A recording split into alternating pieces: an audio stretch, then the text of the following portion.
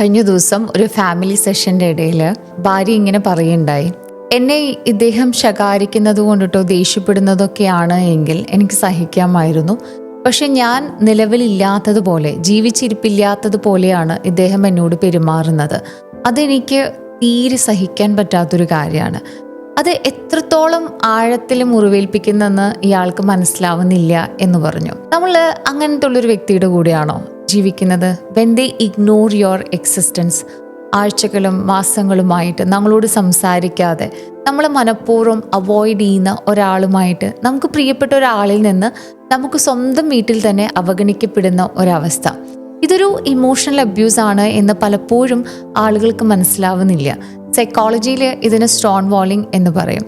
അതിൻ്റെ അർത്ഥം ഒരാളെ ശിക്ഷിക്കാനായിട്ട്, കരുതിക്കൂട്ടി നിയന്ത്രിക്കാനായിട്ട് അവരോട് സംസാരിക്കാതിരിക്കുക, അവരെ പണിഷ് ചെയ്യാനായിട്ട് അവരുമായിട്ടുള്ള കമ്മ്യൂണിക്കേഷൻസ് കംപ്ലീറ്റ്ലി ഇല്ലാതെ ആക്കുന്ന ഒരവസ്ഥ. ഇതൊരു ഇമോഷണൽ അബ്യൂസാണ്. മറ്റ് അബ്യൂസിലൂടെ കടന്നു പോകുന്നത് പോലെ തന്നെയാണ് ഈ ഒരു അബ്യൂസും. ഇതിൽ ആയിരിക്കുന്ന വ്യക്തി, ഓപ്പോസിറ്റ് നിൽക്കുന്ന വ്യക്തി ഇൻവിസിബിൾ ആയിട്ടാണ് അവർക്ക് ഫീൽ ചെയ്യുക. പിന്നീട് അവരോട് തന്നെ ഒരു ക്വസ്റ്റ്യൻസ് ചോദിച്ചു തുടങ്ങും. ഏറ്റവും വേദനാജനകമായിട്ടുള്ളൊരു ഭാഗമാണത്. ഇതിന് തെളിവൊന്നുമില്ല. ഇവർക്കൊരു മുറിപ്പെട്ട പാടുകളോ ഇവർ പറഞ്ഞ വേർഡ്സോ കുറ്റപ്പെടുത്തിയ കാര്യങ്ങളോ ഒന്നും തന്നെ ഇല്ലാത്തത് കൊണ്ടിട്ട് തന്നെ ഇവർ സ്വയം ചോദിച്ചു തുടങ്ങും, did I do something wrong or am I being too sensitive? Why do I feel so invisible in my own house? ഞാൻ എന്തെങ്കിലും തെറ്റ് ചെയ്തിട്ടാണോ? അല്ലെങ്കിൽ എനിക്കൊരു മോശം സ്വഭാവം ഉള്ളത് കൊണ്ടിട്ടാണോ? അല്ലെങ്കിൽ ഞാൻ ഇദ്ദേഹത്തിന് മാച്ച് ചെയ്യാത്തൊരാളാണോ? ഇത്തരത്തിലുള്ള ചിന്ത ലൂപ്പിലേക്ക് നമ്മൾ കടന്നുകൂടും. ഇങ്ങനെ ചിന്തിക്കുമ്പോൾ നമ്മുടെ ഉള്ളിൻ്റെ ഉള്ളിൽ കൺഫ്യൂഷൻസ് വരും, ആൻസൈറ്റി വരും, വാലിഡേഷനായിട്ട് നമ്മൾ ക്രേവ് ചെയ്യും. കാരണം ഇമോഷണൽ അബ്യൂസ് പാടുകളൊന്നും നമ്മളിൽ വെക്കുന്നില്ല. നമ്മളിൽ നിന്ന് വിട്ടുപോകുകയും നമുക്ക് മാത്രമായിട്ട് കൺഫ്യൂഷൻസും ആൻസൈറ്റിയും ഒക്കെ വരുമ്പോൾ നമ്മുടെ ഇൻറ്റേർണലി നമ്മൾ വല്ലാത്തൊരു ബുദ്ധിമുട്ടിലേക്ക് അനുഭവപ്പെടും.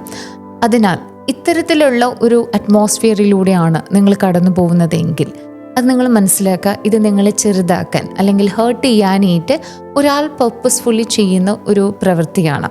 ഇതിൽ നിന്ന് മാറി നിൽക്കുക എന്നുള്ളതാണ്. ചിലപ്പോൾ ഒരുപക്ഷെ ഓപ്പോസിറ്റ് നിൽക്കുന്ന ആളെ നമുക്ക് പെട്ടെന്ന് തിരുത്താനോ ആ സ്വഭാവം മാറ്റാനോ നമുക്ക് പറഞ്ഞാലും അവരത് ചെയ്യണമെന്നില്ല.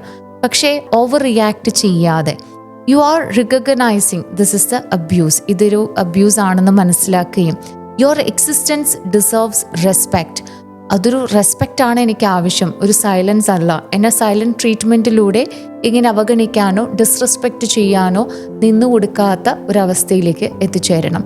അത് ചിലപ്പോൾ ഒരു പ്രൊഫഷണൽ ഹെൽപ്പ് നേടുന്നതിലൂടെ ആയിരിക്കാം, അല്ലെങ്കിൽ നിങ്ങളുടെ പേരൻസിനെ ഇൻവോൾവ് ചെയ്യിക്കുന്ന രീതിയിലായിരിക്കാം. എന്ത് തന്നെയാണെങ്കിലും ഈ അബ്യൂസ് ബ്രേക്ക് ചെയ്ത് പുറത്തു വരാനായിട്ടുള്ള സ്റ്റെപ്സ് എടുക്കണം.